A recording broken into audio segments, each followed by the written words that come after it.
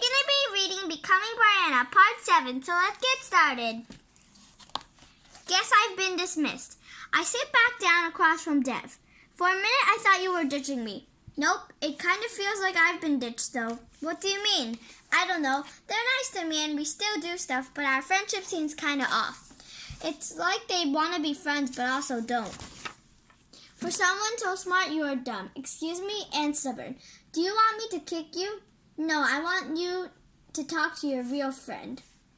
I've never seen Dev look like this. Angry and serious at once. The same look he had when we were performing at a drama scene in the talent show. You can't stay here, Rachel. Most serious face ever. He means business. I watched Zoe and Olivia get up. I catch their eye and wave by. They wave back, but this time not so enthusiastically. Floppy arms, half-hearted smiles. My sponge brain finally kicks in, and it's like a spotlight shines on my memories. Why would anyone want to come to my bat mitzvah party? Because it's not about you, it's about the party. I am wondering if that's why Zoe is suddenly hanging around you. And I know you're great and everything, but Zoe's pretty popular, and all of a sudden she's like your new BFF.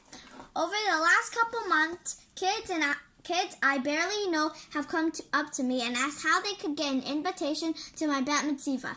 They must have bought into all those crazy rumors. Their intentions were so obvious, and at the time I couldn't believe. Here's where Grand Yiddish comes in. Shitpusa.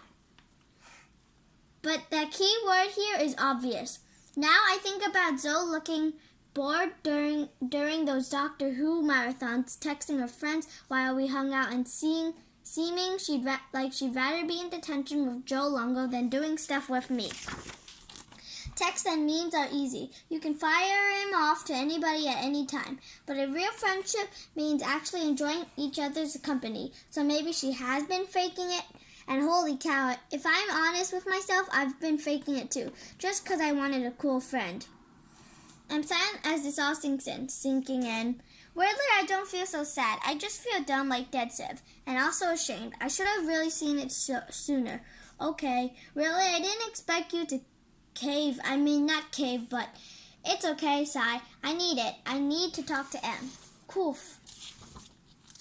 I see Emma and Sarah finish their lunches and leave. I ignore my packed lunch of, you guessed it, cold pizza and wave bye to Dev. I hurry out just as the science kids come in. Probably for the best. I'm in no mood to talk about rock formations today. I hurry and catch up to Emmy before I change my mind and stop and hesitate. This could be harder than I thought. Hey guys, I look at Emmy a little shyly. Can I talk to you? I guess, slack-jawed. I'll see you in art.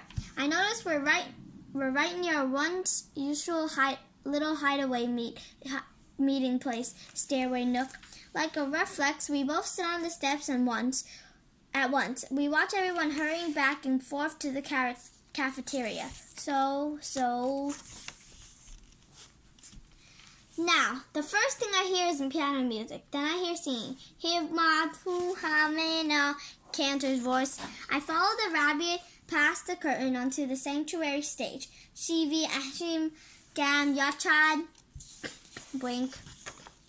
I sit behind the cantor next to the rabbi, Hina Matov, and manage to look up.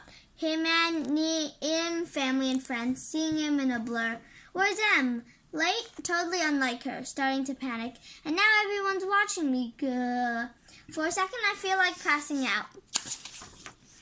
But then I notice they're not just watching, they're smiling at me.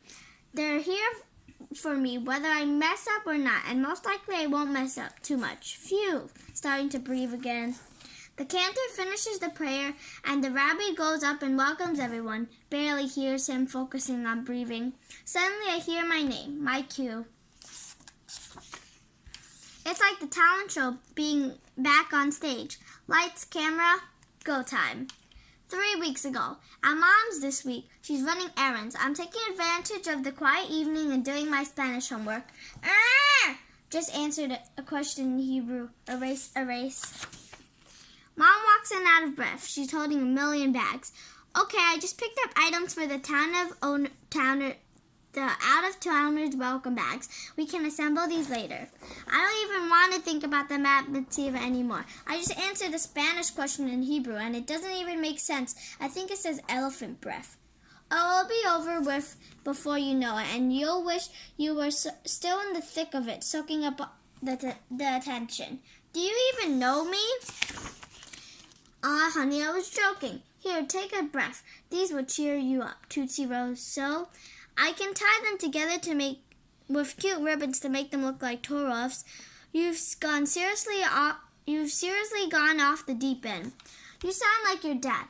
Okay, so have you practiced yet? No, I have homework and lots of tests. Next week is the end of the school, remember? Yes, but the bat mitzvah is in 3 weeks.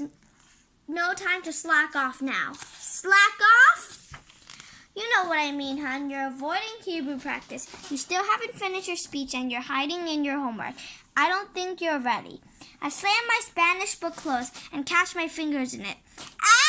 Ow! Bree, you okay?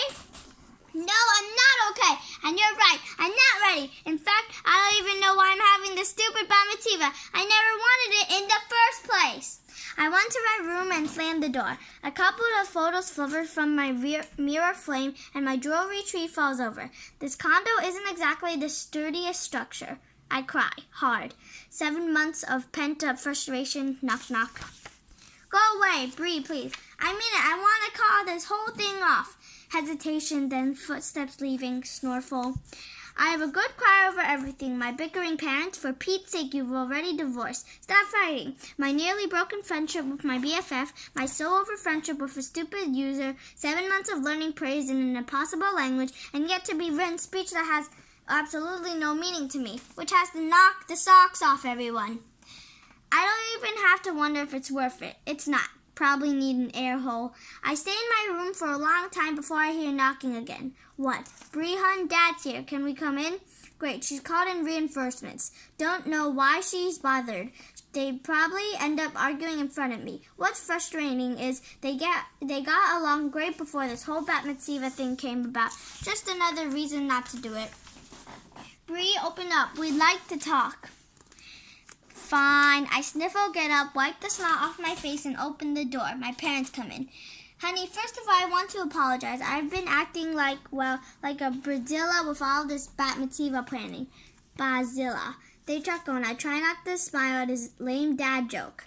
I just want the day to be perfect. That translates into me doing all this over-the-top planning. I promise I'll try to keep it in check from now on. And I admit I probably haven't done enough to help. Your mom and I agreed to keep tabs on each other from now until your big day. Can you stop calling it that? They look at each other. Bree, I hate to ask this, but do you want to have a bat mitzvah? Because if this isn't what you want, I shouldn't force you. I'm sorry I realized it's so late in the game, but we can still cancel. And don't say yes because this is some sort of big challenge you want to face or a goal to check off. We know you, honey. I don't answer. I don't know what I want. You don't have to decide right now. Sleep on it. She smiles at me, and they head out, closing the door gently. I flop on my back and stare at the ceiling. Even the cracks in the plaster look like Hebrew letters. Those look like Bina. I roll into my stomach. I guess I have some thinking to do. So I'm going to stop here. I hope you enjoy my video. Bye!